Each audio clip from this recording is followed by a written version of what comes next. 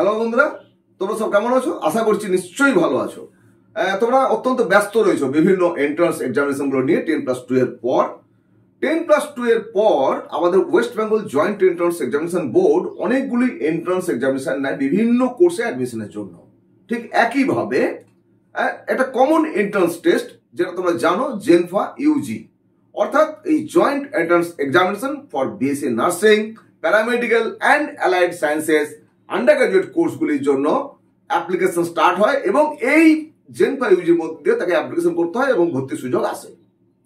তোমরা যারা BSc nursing, অন্যান্য প্যারামেডিক্যাল কোর্স এবং হসপিটাল অ্যাডমিনিস্ট্রেশন কোর্সটি করতে চাও, তাদের জন্য এই ফর্ম ফিল আপ করতে হবে জেনফা ইউজি 2024, যার ফর্ম ফিল আপের কাজ শুরু হয়ে গেল আজ থেকে, চলবে 1 মাস ধরে। আমি ফাল্গুনী কুমার মুখোপাধ্যায়, তোমরা আমাকে অনেকেই চেনো, আর আমার চ্যানেল এডু হেল্প দুর্গাপুর, এটা অনেকেই চেনো। তোমরা এই ভিডিও দেখার সঙ্গে সঙ্গে তোমাদের বন্ধু বান্ধব যারা আছে তাদেরকে ফলো করতে বলতে পারো, কারণ আমার চ্যানেলের স্পেশালিটি এটাই হচ্ছে যে আমি তোমাদের সঙ্গে সরাসরি কথা বলি, বিভিন্ন বিষয়ে পরামর্শ দেওয়া, বিভিন্ন কোশ্চেনের অ্যান্সার করা, এগুলো তোমরা সরাসরি করতে পারবে। আমার ফোন নাম্বারও পেয়ে যাবে, তোমরা আমাকে হোয়াটসঅ্যাপ করতে পারবে, ইউটিউবে কমেন্ট বক্স তো রইলই। আজকে প্রথমেই আমরা এই জেনফা ইউজি 2024 তার যে টাইম টেবিল এসেছে, এই টাইম টেবিলটা একটু দেখে নিই। এই যে ফর্ম ফিল আপের কাজ চলবে 22শে মার্চ 2024 ফ্রাইডে থেকে 22শে এপ্রিল 2024 মানডে পর্যন্ত, অর্থাৎ 1 মাস ধরে তোমরা ফর্ম ফিল আপের সুযোগটা পাচ্ছ। এরপরে এই online correction and downloading revise confirmation page, তার জন্য যে শিডিউল দেওয়া হয়েছে সেটি 24 এপ্রিল 2024 থেকে 26শে এপ্রিল 2024 পর্যন্ত চলবে, 3টে দিন ধরে। এখন এই কারেকশন সম্বন্ধে বলার আগে আরো কয়েকটা ইম্পর্টেন্ট কথা তোমাদের বলে দিই, যে আমরা যখন এই ফর্ম ফিল আপের কাজ শুরু করবো তার আগে তোমাকে বেসিক একটা রেজিস্ট্রেশন করতে হবে।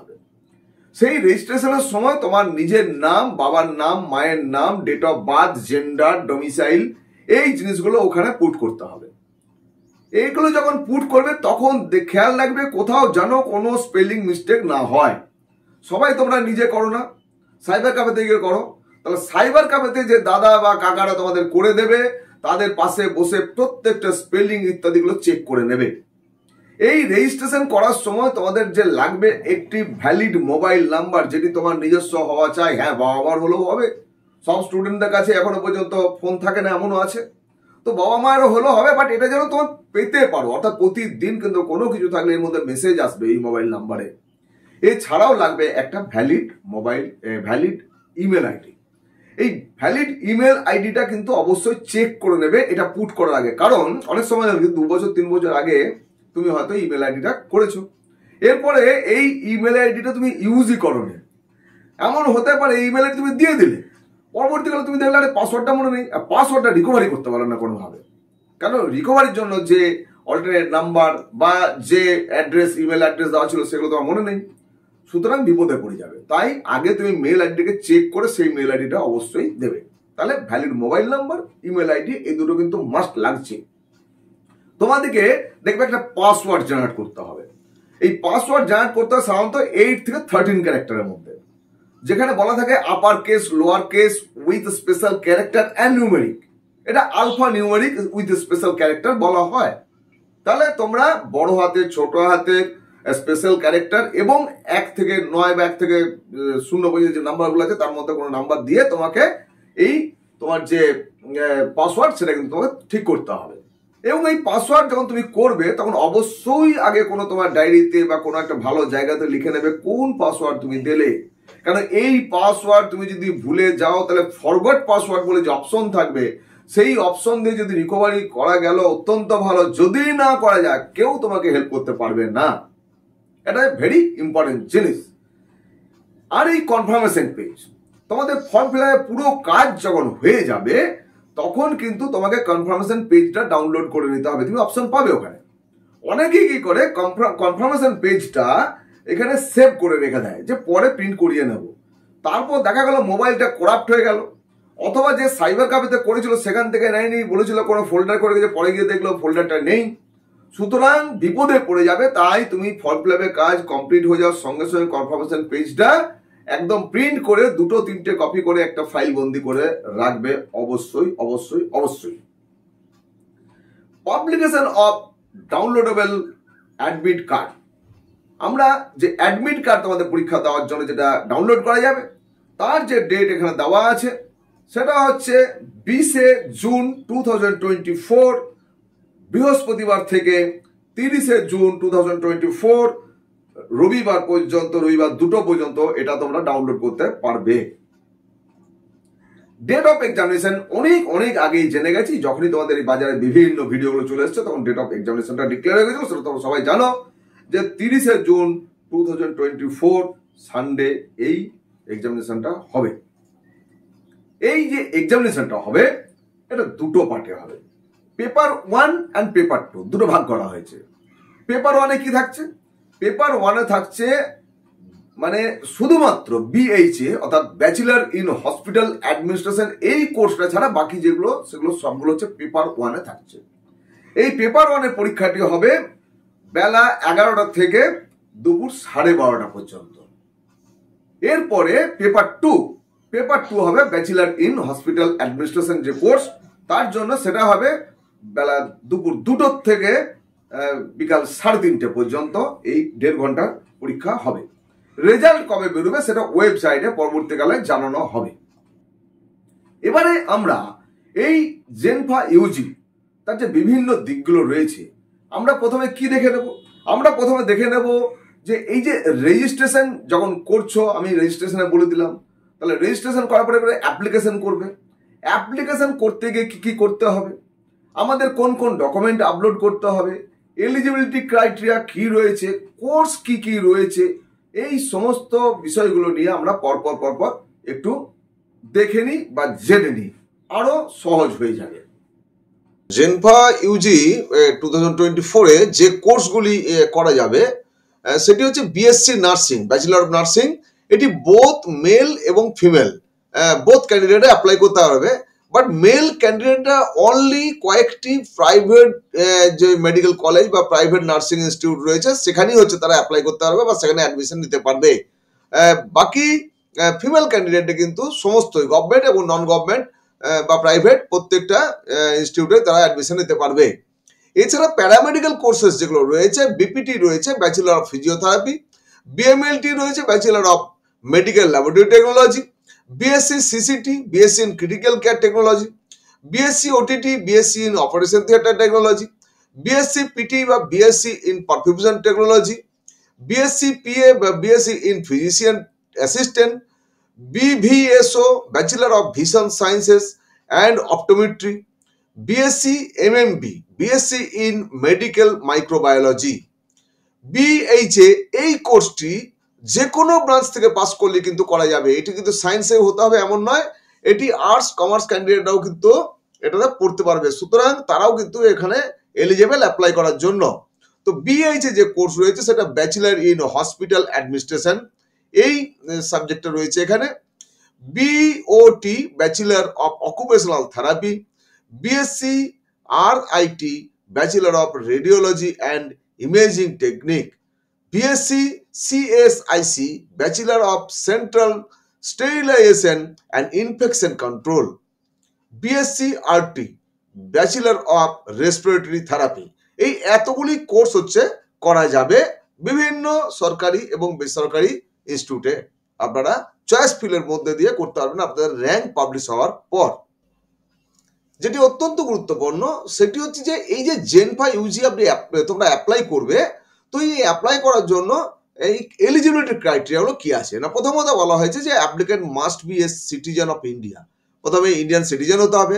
দেন বলা হয়েছে the applicant must be domicile of West Bengal, অর্থাৎ ওয়েস্ট বেঙ্গল ডোমিসাইল হতে হবে এবং ওয়েস্ট বেঙ্গল ডোমিসাইল ছাড়া অন্য কেউ এখানে অ্যাপ্লাই করতে পারবেন না, এই লাইনটার মধ্যে দিয়ে clear.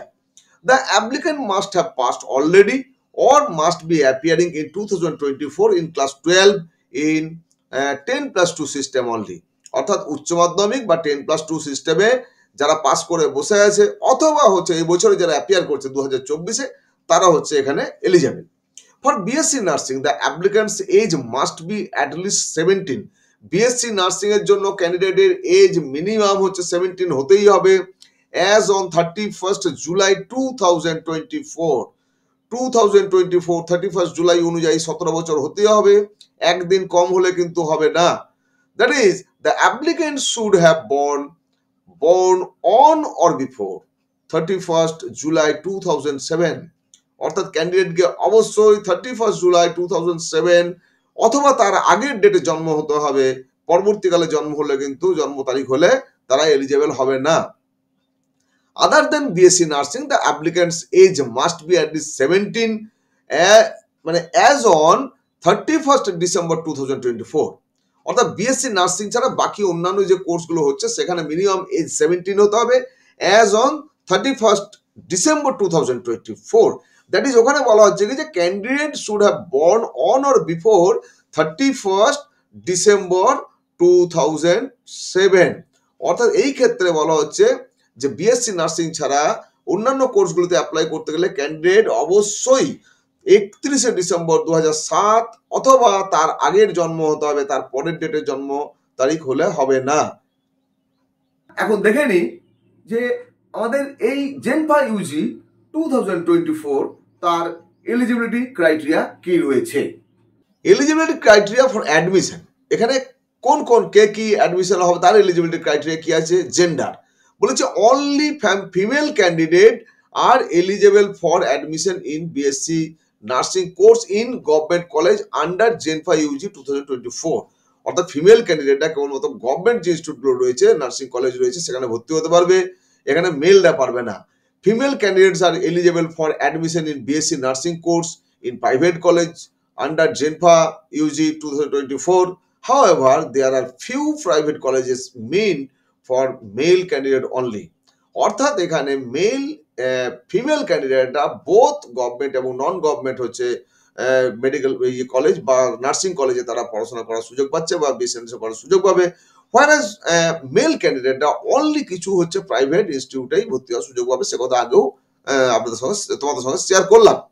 both male and female candidates are eligible for admission in all other courses except BSc Nursing in both government and private colleges under Genpa UG 2024. এখানে বলা হয়েছে যে এই বিএসসি নার্সিং ছাড়া অন্যান্য যে কোর্সগুলো রয়েছে সেখানে বোথ মেল এবং ফিমেল সবাই কিন্তু এলিজেবল। এখন কোনো কোনো জায়গাতে কিছু কিছু এজ বার আছে, সেটা আমি একটু তোমাদের সঙ্গে শেয়ার করছি। আপার এজ লিমিট, এখানে আপার এজ লিমিট বলা হয়েছে যে নার্সিং এর জন্য নো লিমিট, নার্সিং এর জন্য কোনো আপার এজ লিমিট নেই। তারপর হচ্ছে bachelor of vision sciences and optometry, তার জন্য 35 ম্যাক্সিমাম 35, তার উপরে কিন্তু হলে ভর্তি হওয়া যাবে না।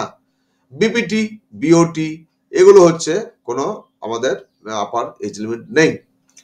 BMLT CCT OTT PT PA MMB BHA এগুলো 40 বছর বয়স পর্যন্ত অ্যাজ অন যা যা দেওয়া আছে কাট তারিখ অ্যাজ অন ওই ডেট পর্যন্ত তারা কিন্তু অ্যাপ্লাই করতে পারবে, অর্থাৎ 40 বছর বয়স পর্যন্ত হলেও অ্যালাউ হবে।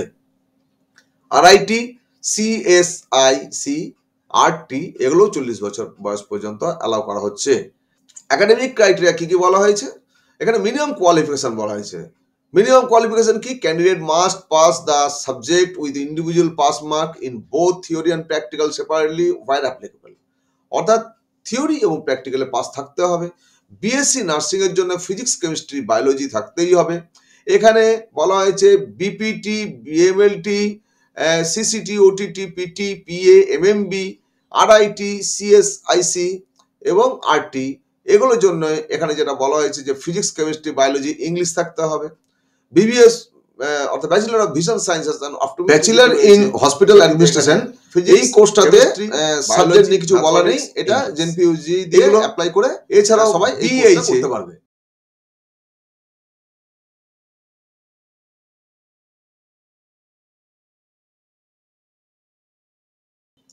BOT physics chemistry biology English, এই সাবজেক্ট হচ্ছে বিওটির জন্য এই সাবজেক্টগুলো থাকতে হবে।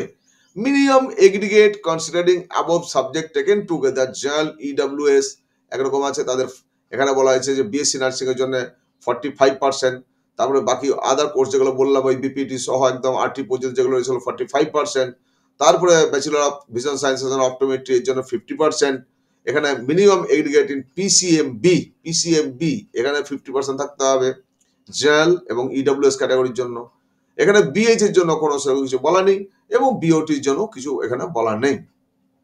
এসসি এসটি ওবিসিবি এবং পিডব্লিউডি ক্যান্ডিডেট যারা থাকছে তাদের জন্য নার্সিং এর ক্ষেত্রে বলেছে 40% থাকতে হবে ইন এগ্রিগেট নাম্বার, এবং এইখানে BPT BMLT CCT OTT PT PA এই যে কোর্সগুলো রয়েছে এই জন্য 40%, এবং এখানে bachelor of vision sciences and অপটোমেট্রির জন্য 45%, এখানে বিএইচ এর জন্য কোনো কিছু বলা নেই, আর বিওটির জন্য সেরকম কোনো কিছু বলা নেই।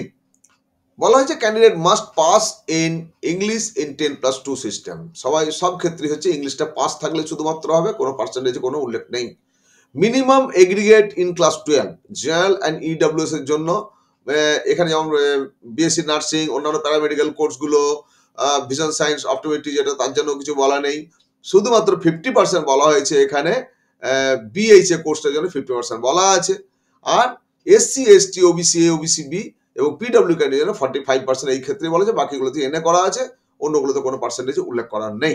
Medical fitness certificate, all candidates must be medically fit for the course and produce a medical certificate in the format given in appendix 3 at the time of admission.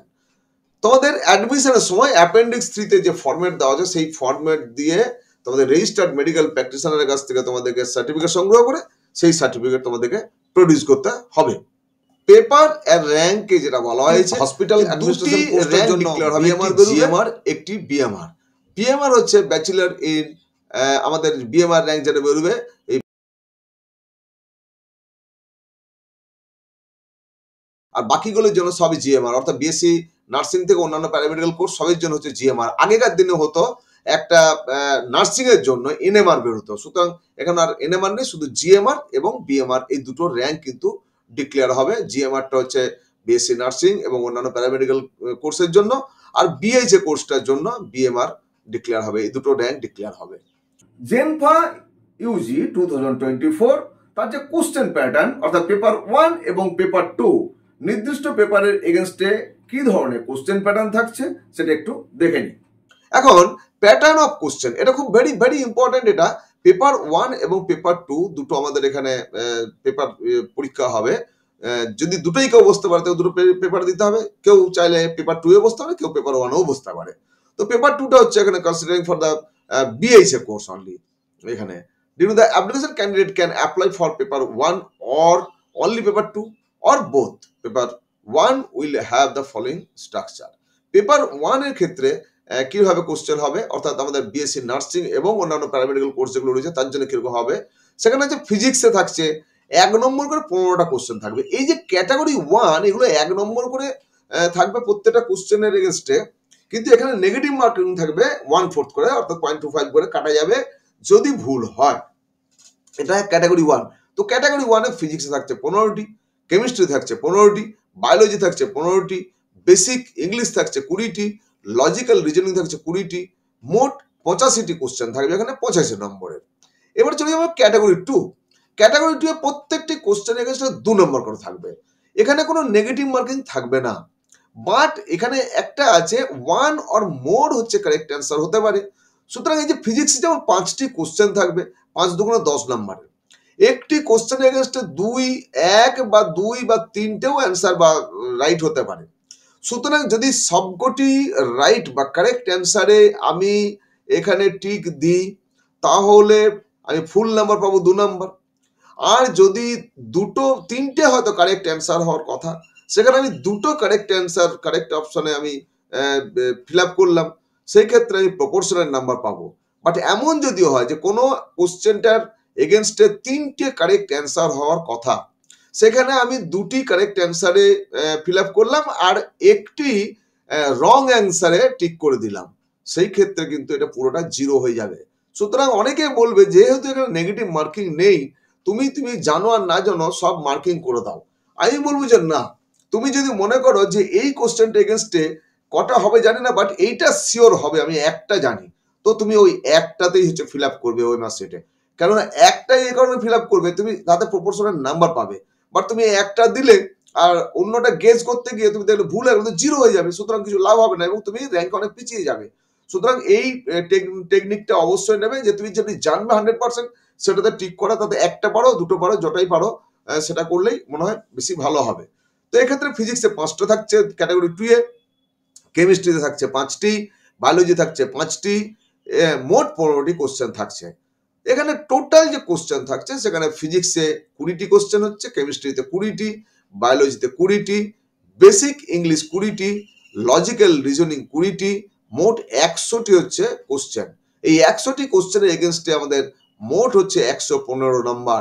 ফিজিক্সের 25টি, chemistry 25, biology 25, basic English 20, logical reasoning 20, মোট 115 নম্বরে পরীক্ষা দিতে হবে paper 1-এ যারা বসবে। Paper 2-এ যারা বসবে তাদের জন্য যে সাবজেক্টগুলি একই, ক্যাটাগরি 1 এবং ক্যাটাগরি 2 এর প্যাটার্ন আমি আর বলছি না, একই ওটা। এক্ষেত্রে ফিজিক্যাল সায়েন্স থাকবে, ম্যাথমেটিক্স থাকবে, জেনারেল নলেজ থাকবে, basic English, logical reasoning.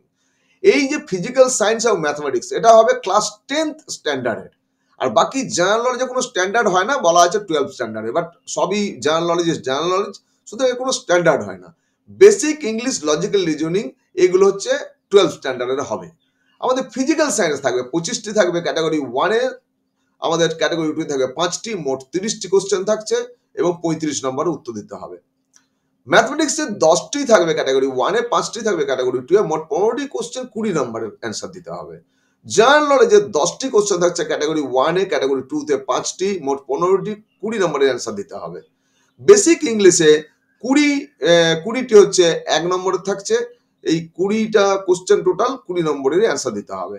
Logical reasoning 20টি থাকছে ক্যাটাগরি 1-এ এবং ক্যাটাগরি 1-এর সেই 20টি কোশ্চেনে 20 নম্বরের অ্যান্সার দিতে হবে। এখানেও তাই, যে মোট হচ্ছে 85টি হচ্ছে ক্যাটাগরি 1-এ কোশ্চেন, 15টি হচ্ছে ক্যাটাগরি 2-এ কোশ্চেন, ক্যাটাগরি মোট টোটাল আমাদের যে কোশ্চেন 100টি এবং টোটাল মার্কস হবে 115, এটা পেপার 2-এ। বলা হয়েছে এটা মাল্টিপল চয়েস কোশ্চেন, এমসিকিউ টাইপের, ইংলিশ এবং বেঙ্গলি ল্যাঙ্গুয়েজে তোমরা কিন্তু কোশ্চেন পেয়ে যাবে, অর্থাৎ যার যেটা পছন্দ সেই ভাষাটাকে তুমি নিয়ে সেইভাবে অ্যান্সার করতে পারবে। তবে মনে রাখতে হবে বেসিক ইংলিশ, লজিক্যাল রিজনিং এবং জেনারেল নলেজ এগুলো কিন্তু সবই ইংলিশেই হবে, এগুলো কিন্তু বাংলাতে হয় না, এগুলো বাংলায় পাবে না তোমরা। সিলেবাস যেটা বলা হয়েছে, সিলেবাসে বলা হয় পেপার 1-এর জন্য বলা হয়েছে ফর দোজ কোর্স, আর দেন বিএইচ ছাড়া বাকি কোর্সগুলির জন্য 11-12 স্ট্যান্ডার্ডে তোমাদের যে সিলেবাস সেই অনুযায়ী তোমাদের এখানে কোশ্চেন হবে। আর পেপার 2 এর জন্য আমি আগেই বলে দিলাম যে ক্লাস 10 স্ট্যান্ডার্ডে হবে ফিজিক্যাল সায়েন্স আর ম্যাথমেটিক্স, বাকি ইংলিশ, লজিক্যাল রিজনিং, জিকে এগুলি 12 স্ট্যান্ডার্ডের হবে। Mode of answering in examination, আমরা অ্যান্সার করতে হবে আমাদের ওএমআর শিটে, এটা বলে দিচ্ছি ওএমআর শিটে করতে হবে এবং ওএমআর শিটকে ডার্কেনিং করতে হবে অ্যাপ্রোপ্রিয়েট সার্কেলকে, বাবুলকে completely with blue or black ink ball point pen দিয়ে। এই পেন কিন্তু তোমাদেরকে হলে দেওয়া হবে, পেন তোমাদের নিয়ে যাওয়া চলবে না, অন্য কোনো কিছু নিয়ে যাওয়া চলবে না। কি কি নিয়ে যাবে কি কি নিয়ে যাবে না সেটা পরবর্তীকালে আরেকটি নতুন ভিডিও দিয়ে তোমাদের জানিয়ে দেবো। সিট ম্যাট্রিক্স যেটি বলা হয়েছে, the seat matrix for the last year, that is for the academic session 2023-24 is given in board's website, সেটা আগে বছরটা পেয়ে যাবে, বাট বলছে seat matrix for the academic session 2024-25 will be declared by the Department of Health and Family Welfare, Government of West Bengal, and will be sent to WBJEB by WBUHS in due course of time. পরবর্তীকালে জানিয়ে দেওয়া হবে নতুন seat matrix কি আছে এবং সেটা publish হবে বোর্ডের ওয়েবসাইটে, সেটা আমরা পেয়ে যাবো। সেই ধরনের কোনো নতুন কোনো কিছু এলে অবশ্যই জানাবো। আগে যা আছে আগের সিট সেই নিয়ে পরবর্তীকালে একটা সিট ম্যাট্রিক্স নিয়ে ভিডিও তোমাদের জন্য নিয়ে আসবো। যেহেতু বলা হয়েছে যে candidate must be West Bengal domicile, তো ওয়েস্ট বেঙ্গল ডোমিসাইল হওয়ার জন্য তোমাদের একটি করে ডোমিসাইল সার্টিফিকেট কালেকশন করতে হবে। যারা 2024-এ 10+2 এক্সামিনেশন দিচ্ছ তারা A2 ফরম্যাটে তোমাদের স্কুলের প্রিন্সিপাল, হেডমাস্টার বা হেডমিস্ট্রেস ওনার কাছ থেকে নিতে হবে। যদি তোমাদের স্কুলে হেডমাস্টার, হেডমিস্ট্রেস বা প্রিন্সিপাল না থাকেন, সেখানে টিচার ইনচার্জ থাকেন, তাহলে কিন্তু তিনি দিতে পারবেন না, কারণ তিনি সাইনিং অথরিটি নন। এর বাইরেও হচ্ছে যারা আগের বছরে বা তার আগের বছরে পাস করেছে তাদের তোমাদের জন্য লাগবে A1 format. A1 format last year যারা পাস করেছো তাদের স্কুল থেকে অনেক সময় দিয়ে দেয়, সুতরাং সেটা দিলে তোমাদের কাজ হয়ে যাবে। যদি না দেয়, মানে আগের বছরে যারা পাস করে 23 সালে যারা পাস করেছে তারা A2 ফরম্যাটেও যদি করাও স্কুল থেকে তাহলে হয়ে যাবে। আর A1 ফরম্যাটে করাতে গেলে যে সাইনিং অথরিটি আছে গভর্নমেন্টের বা এই West Bengal joint entrance examination বোর্ডে যেভাবে আমাদের গাইড করা আছে যে এখানে district magistrate, additional district magistrate, deputy magistrate, any judicial magistrate, police কমিশনারেটের আধিকারিক যারা আছে, বিডিও, এসডিও, ওনারা হচ্ছে এই A1 ফরম্যাটে আমাদেরকে সার্টিফিকেট দিতে পারেন।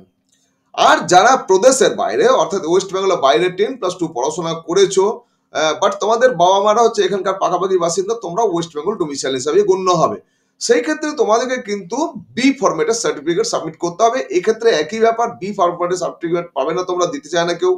সুতরাং তোমরা কি করবে, অনলাইনে আমাদের গভর্নমেন্ট অফ ওয়েস্ট বেঙ্গল তার ই ডিস্ট্রিক্ট পোর্টালে গিয়ে তোমরা কিন্তু এই রেসিডেন্সিয়াল সার্টিফিকেটের জন্য অ্যাপ্লাই করতে পারো এবং সেখান থেকে বের করতে গেলে 15 দিন থেকে 1 মাস লাগে। যেহেতু 31 ডিসেম্বর 2023 পেরিয়ে গেছে, আমরা অলরেডি 24-এ রান করছি, সুতরাং এই সময়ে তোমরা ডোমিসাইল সার্টিফিকেট যার যেখানে যেটা প্রযোজ্য সেটা কিন্তু সংগ্রহ করে রাখো। মনে রাখবে সবার জন্য সব ফরম্যাটগুলো লাগবে না, একটাই ফরম্যাট তোমার জন্য লাগবে। সুতরাং তুমি যদি এবছরে পরীক্ষা দিচ্ছ A2, আগের বছর দিয়েছো A2 তেও হলেও হবে, স্কুল থেকে যদি দেয়, যদি না হয় তাহলে A1 ফরম্যাটে নিতে হবে। বাইরের স্টেটে যারা পড়াশোনা করছো তাদের জন্য বি ফরম্যাট, A1 এবং বি ফরম্যাট যদি না পাও সেই ক্ষেত্রে তোমাদেরকে ই ডিস্ট্রিক্ট পোর্টালে গিয়ে অ্যাপ্লাই করতে হবে এবং এখান থেকে যে সার্টিফিকেট পাবে সেই সার্টিফিকেটটাও গ্রাহ্য হবে। অবশ্যই কাউন্সিলিং এর সময় বাবা বা মায়ের 2টি ভ্যালিড আইডি ছবি সহ ডকুমেন্ট সাবমিট করতে হবে অরিজিনালি। সেটা হতে পারে ভোটার কার্ড, আধার কার্ড, পাসপোর্ট, রেশন কার্ড, এই ধরনের 2টি ডকুমেন্ট তোমাকে ওই সার্টিফিকেটের সঙ্গেও প্রডিউস করতে হবে। এখন জেনে নেব যে জেনফা ইউজি 2024 এর অ্যাপ্লিকেশন করতে গেলে আমাকে কি কি ডকুমেন্ট আপলোড করতে হবে তার ডিটেলটা দেখে নিই। এই ইমেজ দুটো আপলোড করতে হবে। একটা হচ্ছে candidate is required to upload JPG JPEG image of his her recent colour photograph 10 to 200 KB and signature 4 to 30 KB। অর্থাৎ জেপিজি বা জেপেগ ফরম্যাটে তোমাদের একটি passport size recent colour passport size photograph upload করতে হবে, যার সাইজ হবে 10 থেকে 200 KBর মধ্যে। আর একটি সিগনেচার, সাদা কাগজে সিগনেচার করে সেটাকে ক্রপ করে, স্ক্যান করে, ক্রপ করে 4 to 30 KBর মধ্যে সাইজ করে আপলোড করতে হবে। এই 2টি ডকুমেন্ট তোমাদের আপলোড করতে হবে। আমি ছবির ব্যাপারে যেটা বলবো যে কালার ব্যাকগ্রাউন্ডটা যদি হোয়াইট হয় তাতে অসুবিধা নেই, বা হালকা কালার হলে কোনো অসুবিধা নেই। তবে মোবাইল দিয়ে ফটো না তুলে কোনো প্রফেশনাল স্টুডিওতে গিয়ে তোমরা ফটো তুলে সেই ফটোটাকে কিন্তু আপলোড করবে। তাছাড়া ফটোতে কোনো ডিসক্রিপেন্সি এসে গেলে তোমাদের মোবাইলে যদি মেসেজ আসে কোনো কিছু, তাহলে 24 ঘন্টার মধ্যে তোমাকে ওটা কারেকশন করে নিতে হবে। সেটা কিন্তু কারেকশন পোর্টালের বাইরে, কারেকশন পোর্টালে যে ডেট সেই ডেটের বাইরে গিয়েও যে কোনো সময় এলে কিন্তু তোমাকে ইমিডিয়েট তার ব্যবস্থা নিতে হবে। 24 ঘন্টা পরে তুমি আর কিছু করতে পারবে না। বন্ধুরা, এই যে অ্যাপ্লিকেশন করবো আমরা, তার জন্য আমাদের ফিজ পেমেন্ট করতে হবে। এই ফি পেমেন্টের জন্য দুটো ভাগ করা হয়েছে। একটি বলা হয়েছে পেপার 1 আর পেপার 2, মানে যে কোনো যদি একটা অ্যাপ্লাই করা হয় তার জন্য জেনারেল ক্যাটাগরি যারা থাকছে তার জন্য ফি রাখা হয়েছে 500 টাকা। আর SC ST OBC A OBC B EWS candidate যারা থাকবে তাদের জন্য রাখা হয়েছে 400 টাকা। অন্যদিকে পেপার 1 অ্যান্ড পেপার 2 মানে দুটো পেপারই আমি বসবো হয়তো, সেই জন্য আমাকে জেনারেল ক্যাটাগরি যারা থাকবে তাদের পেমেন্ট করতে হবে 800 টাকা এবং অন্যান্য অর্থাৎ SC ST OBC A OBC B এবং EWS ক্যান্ডিডেট যারা থাকবে তাদেরকে পেমেন্ট করতে হবে 650 টাকা। এই পেমেন্ট তোমরা net banking, debit card, credit card, UPI, QR code scan মাধ্যমে পেমেন্ট করতে পারবে। এই সমস্ত সুবিধা থাকছে। যতটা সম্ভব বিষয়গুলো তোমাদের সঙ্গে শেয়ার করার চেষ্টা করলাম। এরপরেও তোমাদের যদি কোনো প্রশ্ন থাকে অবশ্যই তোমরা আমাকে হোয়াটসঅ্যাপ করবে বা আমাকে কল করবে অথবা আমার কমেন্ট বক্সে লিখবে, আমি তোমাদের অবশ্যই উত্তর দেবো। ভিডিওটা দেখে কিন্তু লাইক করতে ভুলবে না। আর ভিডিওটা যারা নতুন দেখছো তাদেরকে বলবো অবশ্যই সাবস্ক্রাইব করে বেল আইকনে ক্লিক করে রাখো। দেখবে অন্যান্য চ্যানেল তো অবশ্যই দেখো। আমার চ্যানেল কিন্তু স্ক্রল করে করে যদি কেউ দেখে থাকো তাহলে কিন্তু প্রবলেম হবে, কারণ আমার কিছু ইনফরমেশন দেওয়া থাকে, সেগুলো কিন্তু মাঝখানে দেওয়া থাকে। সুতরাং তোমাদের যত্নশীল হতে বলবো, আমার ভিডিওগুলো খুব ভালো করে দেখতে বলবো, প্রত্যেকে দেখবে। এবং আশা করছি আজকের এই যে ভিডিওর প্রেজেন্টেশন তোমাদের নিশ্চয়ই ভালো লাগবে। আমি তোমাদের প্রত্যেককে আজকে শুভকামনা জানাবো এবং তোমাদের সাফল্য কামনা করে আজকের এই ছোট্ট ভিডিও শেষ করবো। বলবো সবাই ভালো থাকো আর অপেক্ষা করো আমার আরো নতুন নতুন এপিসোডের জন্য। ধন্যবাদ।